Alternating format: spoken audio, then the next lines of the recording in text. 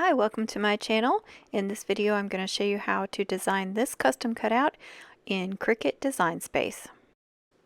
Don't forget to subscribe and tap that bell so you'll receive notifications on my uploads, live streams, and premieres.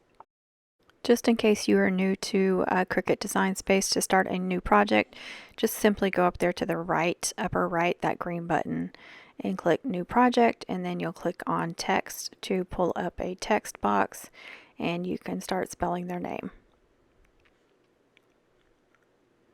Okay, I've already designed her custom cutout, but I'm going to show you how I designed this. And I am just going to pull up again a text box and type in her name. You can do it in all caps, all small letters, or you can do a capital letter and then the rest small like I did her name. And it's always going to do it in their font. Now I am clicking on bookmark because I have a bunch of fonts bookmark, especially the ones that I have purchased. Now when I do stickers or custom cutout, I like to look at a bunch of different fonts.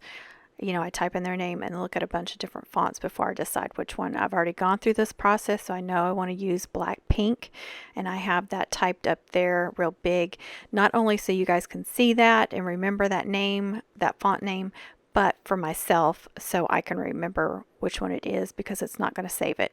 Okay, what I am doing is I am offsetting Addie by 0.03. You want to press enter and then press the green button. If you don't press enter, it's not going to offset it correctly. Now you see that it has made the letters thicker, so those very, very thin lines up there are a lot thicker now in the D's and the A, and the word or the name is all touching now. All the letters are touching, so it's going to cut off in one piece. And then I made it taller because this is going on a 4-inch flower. It's very small and it's very hard to do a name cutout on a 4-inch flower. Customers don't understand that. Luckily she's got a small name, but it does help to make the words or the letters longer and skinnier to attach a name on a smaller flower or even on a bigger flower. I mean, if they got a really long name, I actually had to do a Savannah on a 4-inch flower. I wasn't sure I was going to be able to do it, but I did. To make it taller and skinnier, you need to unlock the size and then you can adjust the height instead of the height and the width. So remember to do that.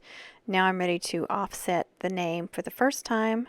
Well, first I'm going to change it to green because I know I want to cut it out in green. So I'm going to go ahead and change it to green. Now I'm going to offset it to 0.13. Now when you change the number on the offset like this, you have to press enter first on your keypad and then click the green button to apply. And so you see my first offset, and I'm going to change that to white because I want to cut that out in white. And then I'm going to offset it again. This time on the offset, I'm going to do 0.25, which is what will come up. That's what the default is, I guess. But you see it's not working correctly, and why it's not working is because I keep forgetting to press the enter button before I press apply. So what it's doing, it's saving it as 0.13, which is what I had it set up before. So when you type in whatever number you type into offset, you have to press enter or return on your keyboard, and then it will set it at that time or that amount, and then you can press enter. So I wanted to show that so you guys can see, you know, I don't do everything perfectly. I forget to do things too, and I mess up too. So if it's not working for you, that might be the reason. You may not be pressing your return button. And now you see it offset like I wanted it to, and I'm going to change it to orange because that's the color I'm going to cut it out. And this one was hunter green, white, and orange with some silver, if you're curious. Now, the reason why it will not save to, or why it won't save the name, the black pink, the name of the font, is because when you offset the very first font that you save, when you offset that and then you delete the original and save the offset, it will no longer tell you what the font is. And to resize this, you want to group it together first and then resize all the offsets together. Okay, I deleted the other Addie that I just made because I only need one. And then you just want to go up to make it at the very top there and wait for it to pop up. and ask you its question. And so this is going to be for any material. And then make sure your mat size is correct. You see there's the white section, so I know each cut what color I need to cut. And of course I don't want that. I'm not going to cut that out. So click on those dots and just click hide, and it will not try to cut that section out. It still shows it, but it's not going to try and cut it out. There's my orange section. That's going to be the very last one. And then here is my dark green. So I know which color of cardstock to use. I'm using glitter cardstock on all three. You can use a foil cardstock, a metallic cardstock, holographic cardstock, anything that's heavy duty you can use. Okay, so I have already cut this out, and I tried to go back and make a video of it after, but I don't even have my Cricut turned on, so I can't go to the next step. But here it is. Here's the different sections that I cut out. I've already weeded part of it, so here's what the white section looked like, and the orange. And you can see I turned my computer around so you could at least see that. And there's the green section. See how cute that turned out, and there they are together. And then this is art glitter glue that I'm using to glue all the sections together. Just real quick, like, show you how I glue all of those together. There was a little piece of tape on the back side of that I had to pull off. And part of the A, there was a little cut in the A and it didn't come out, so I had to push that through. You don't want to get a ton of glue on here, but you want enough that it's going to secure really well in all the edges, but don't put a bunch where it's going to ooze out. But one of the great things about this glue is it dries clear, so you don't have to worry about that.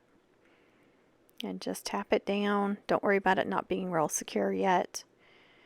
And this art glitter glue does come with a fine tip. I don't have that on right now because I've used it so much that I'm having issues with it. It's not working as well as it was. It's getting really clogged and having trouble unclogging it.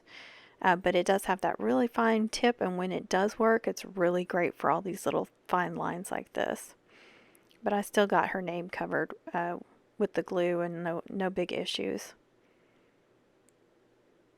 And if you're wondering which layer to start with first, that's just up to you. I'm just layering it this way, and I'm probably do it different every time.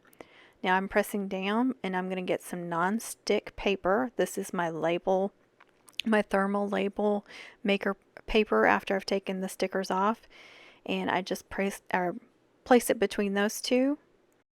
And then I'm going to put it on a flat surface and pile some hardcover books on top of it and let it set overnight so the glue will set and it'll be nice and secure. And before you get out of it, pull up another text box and type in the name of the font and then save your work. Always save your work. Don't forget to do that. Please subscribe if you haven't, and don't forget to tap that bell for notifications on uploads, live streams, and premieres. I upload new videos just about every Wednesday evening at 8:30, and I do lives at least once a week, sometimes 2 or 3 times. Thank you again. Please don't forget to be kind with your comments if you leave a comment, and be kind to yourself, be kind to others, and happy mum making and happy crafting, everyone.